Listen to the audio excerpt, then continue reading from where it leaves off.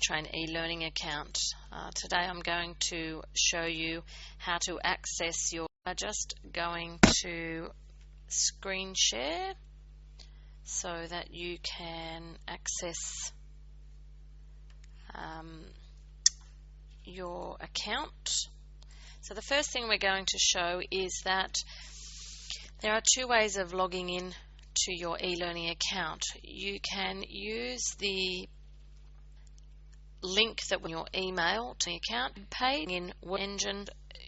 The WorkTrain web page will come up.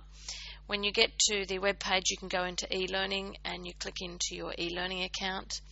Either way, it will take you to the login, which we're just connecting now. Okay, so the first thing you're going to see is log into your online training. So I'm going to do that now.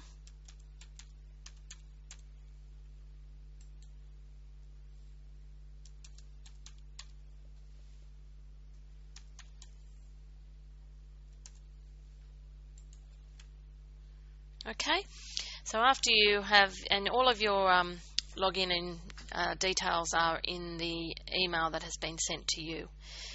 So the first thing you'll see is something called an e-learning dashboard. You'll notice that what will happen is in red will be all the units that are available to you that you're enrolled in. Of course, this student is just a test student, so you'll see there's a number of units available. In the bar here, you'll see that there is a percentage, and as you progress through the unit, obviously the percentage will increase to indicate your progress. The status is in progress. The only other option would be a submitted, but at the moment it's in progress. There will be a due date, and it's important that you do follow the due date. If you require an extension, you need to contact one of our support team to ask for an extension, but we do expect you to adhere to the due dates. Then of course you'll be allocated a trainer. It's important to know who your trainer is in case you want to email them through the message up here. So there is a function here that you can actually send a message directly to your trainer. Alternatively, you just contact the WorkTrain office and the support team can help you. The important thing to note here is under action is submit. Please do not use the submit button until the very end when you're ready to submit everything that's completed, because once you do submit, it will lock you out and you won't be able to upload or answer any other questions. So that's the final thing that you do. Let's open a unit now that I've explained what the dashboard looks like. So we'll open this unit, so you just click on it. The first thing you'll see is the title. Along here is the copyright, purpose and structure information that you can have a look at. On the right hand side you'll see learning support material. This particular unit happens to have 4 parts. The important thing is that if you're participating in a workshop, you must do the preparation reading, which is these different parts under the learning support material must all be read prior to the workshop. So we'll click on the first one just to show you what it looks like. And you can see this particular part 1, support the older person with their activities of living, happens to have 28 pages. Okay, so you need to read all 28 pages. There are different options of scrolling through. You can either go to next, and you'll see the next page come up. There's a next bar at the top or the bottom. You can go to the previous page if you need to. And the other option is you can use the scroll down bar if you want to go directly to a page whilst you're answering some of your assessment questions. So basically you will see that this is the look of what the pages are. There's pictures that you will find that in some of the pages there may be additional information located by clicking on the arrows. If I can just go through and see if I can find one.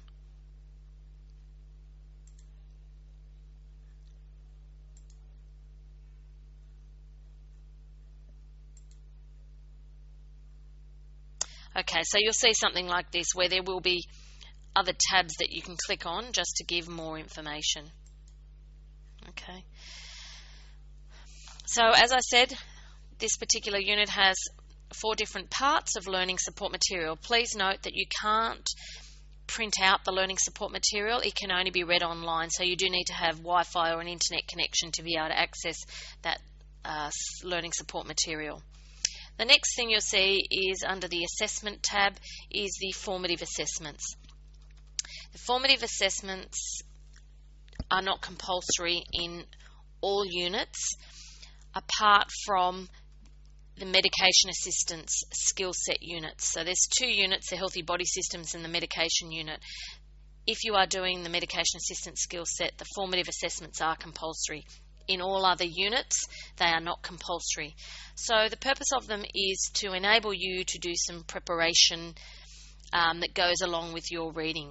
So you would read your learning support material, you'd go to the formative assessments, and it's like filling in the gaps. So they're basically activities, and we can scroll through and you go to the next activity.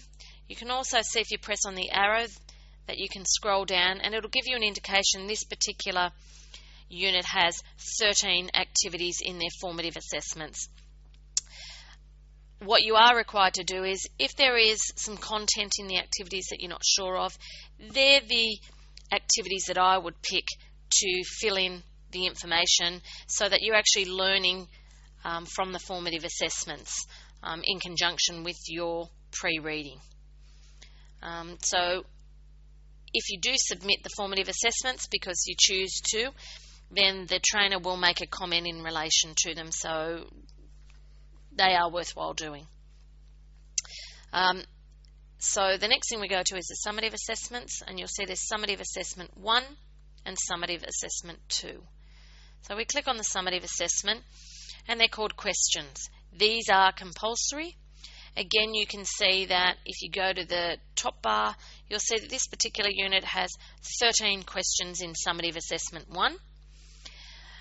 What you will do is you will read the question and you will type in your responses in the box. Please note that when you are participating in either a virtual workshop or a classroom workshop, the trainer will go through in detail every summative assessment in summative assessment 1 and summative assessment 2. So that is not required to be part of your preparation. So what you would do is, as I say, is you will type in your response. Please make sure you press save each time you do type in a response. The best way to participate in a workshop is to print off the summative assessment 1 and summative assessment 2 questions. They can only be printed a page at a time, and take them to the workshop, whether it's a virtual or a classroom-based on-site workshop. What would happen then is that as the trainer is discussing these summative assessments, you can be writing down your responses.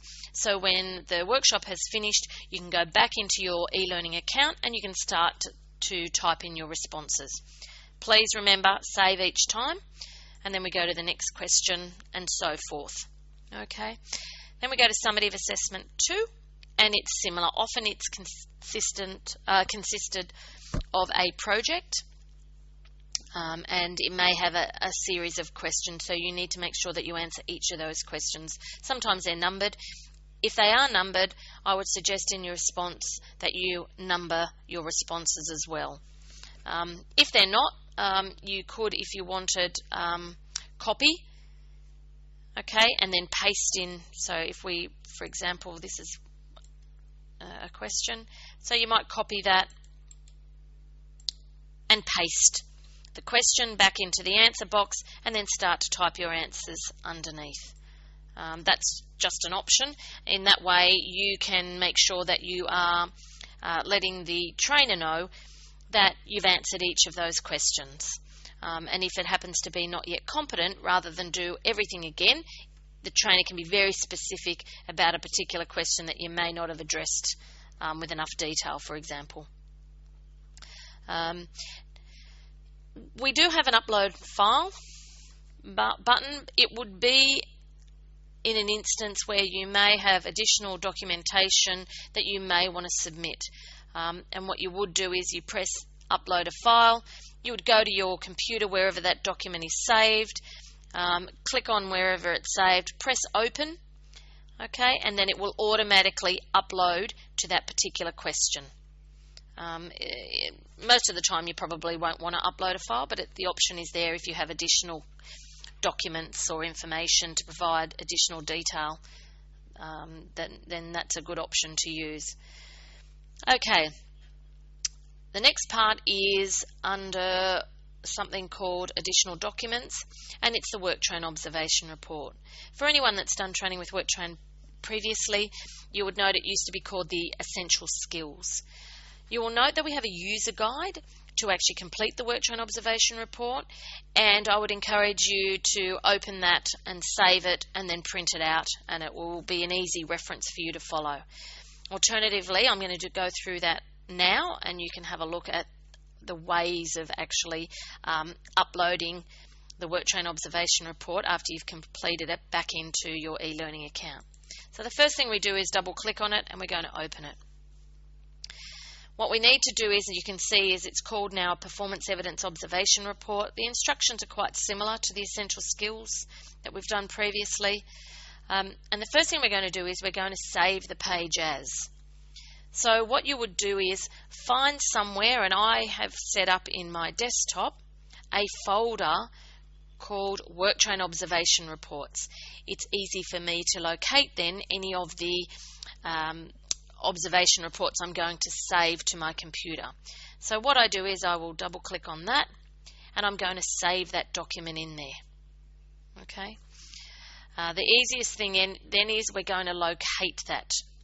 So we will just find our desktop.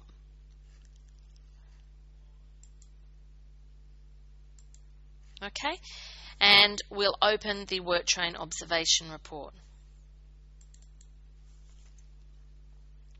As you can see, there it's located, and I'm going to double click and open it. Now once I actually open the WorkTrain observation report, okay, you can see, okay, that I can actually type in it now. So the first thing you'll notice is we can see it's called, it's just loading, so just bear with me. So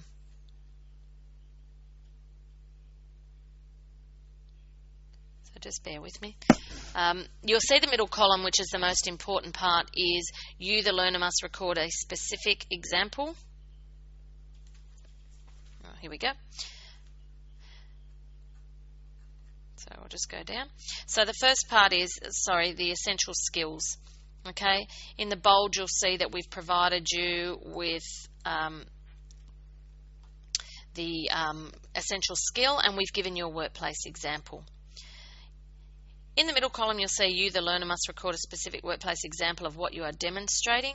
So it's in this box that you would start to type your response. So it's a workplace example. It can just be a simple sentence, it can be bullet points, whatever you choose to do. It doesn't have to be 100 words. So for this example, we've got, the example is by showing your supervisor how you perform your work role according to work instructions. So your example may be, let's say I had to report an incident regarding Mrs. Jones, who had a fall today. And I followed and whatever, it could be, you might have followed the work health and safety procedure, or you may have followed the duty of care policy, whatever is relevant to your workplace. Okay, so you're going to go through all those and put your own workplace example. Now then you're going to save it. Now there's two options to provide that to your workplace. You can either save the document and email it to your supervisor. Then your supervisor can do their component, which is they need to indicate by ticking yes or no against each of the essential skills whether you are able to meet that required level of skill.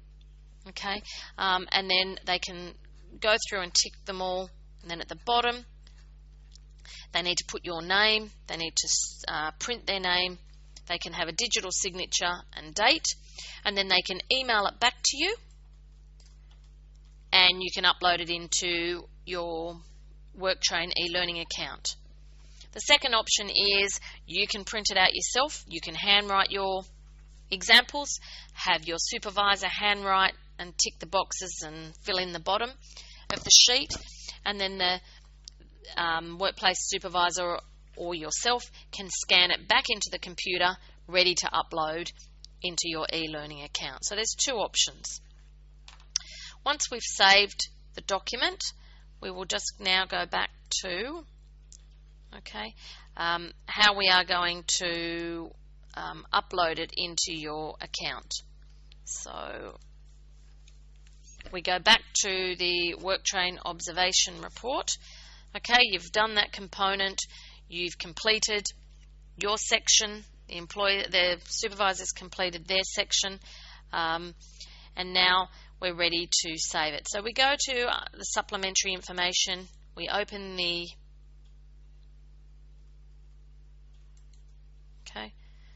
we go to the additional evidence. Okay, and I'm going to remove that because I've done that previously. And what we do is, you'll see the first thing is called supporting evidence 1. Okay, in here we're going to write WorkTrain observation report, and we're going to upload that file that has been saved on your computer after it's been completed. So we go to upload a file, and I'm going to find that file that I've had finished and completed. I go back to where I saved it in the first place, and I've resaved it now that it's been completed. I'm going to actually select that file. I'm going to press open, and you'll see now that the file has been uploaded, ready for the trainer to be able to view. Okay, so that's basically how we complete the WorkTrain observation report. Once you've completed both summative assessments and you've uploaded your completed WorkTrain observation report, we go back to our dashboard. Okay, we look for the unit that I've just completed, and the last thing we're going to do is we're going to press submit. What will happen then is an email will be sent to your trainer, alerting them to the fact that you have submitted your assessment and it's ready for marking. When the assessor marks your work, you will be given an email to indicate whether you are competent or not yet competent. If you are competent, that result will then go into your student portal that you can access and view. If you are not yet competent, there will be specific instructions as to what you need to do to amend the work you submitted, and it may not be anything much, so don't have a panic. It may be something small, you've just gone off track with your answer, or you forgot to answer something, and the trainer will be very specific about what you need to address that, and then what happens is you will rectify what has to be done and you'll resubmit it again. If you are not sure as to why you're not competent, you can always ring the WorkTrain office and speak to one of the support staff. You're given 3 opportunities to resubmit your work. If you'd already had 2 opportunities, my suggestion would be when you get to doing your final one that you would ring the support team at WorkTrain just to discuss where you think the issues are and how we can help you. Our aim is obviously to ensure that you have a successful outcome, and it may be just a misunderstanding of what you're expecting the answer should be, but it's not really what the question's asking you. So that's it for accessing your WorkTrain e-learning account. If you have any questions, you can certainly ask the WorkTrain support staff, and our contact number is on your e-learning account. So thank you very much.